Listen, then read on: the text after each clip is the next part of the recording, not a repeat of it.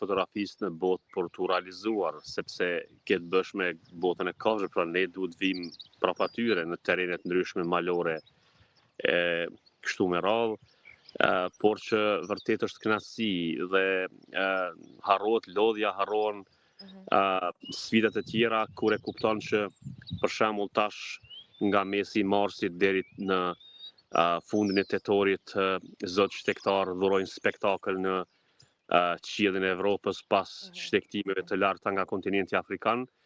Ne i presim, i fotografojmë, i dokumentojmë, disa prej tyre kemi pas, disa prej tyre nuk i kemi, pra i kërkojmë për të dokumentuar për herë të parë.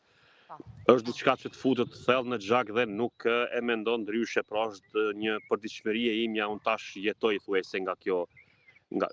jo thuajse, po jetoj nga ky është profesion për mua, unë punoj në televizion, punoj dhe në administratën e zonave mbrojtëra në Shqipëri, pra është përditshmëri e imja. Një punë full time, po themi për ty, Absolutisht, po. fotografimi i kafshëve të egra. Dhe mi qënë se ishim të zosht, Arjan, më lejo të pyes, kur e quan të suksesshëm një fotografi, pra kur e quan të realizuar, pra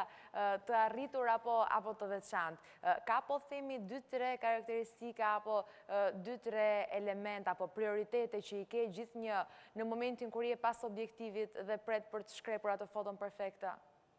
Ajo çfarë ne kërkojmë tash është specie të reja të cilit nuk i kemi në listën tonë. Kjo është më rëndësi për trojet tona, për Shqipërinë dhe Kosovën, do të thotë gjithmonë jemi në kërkim të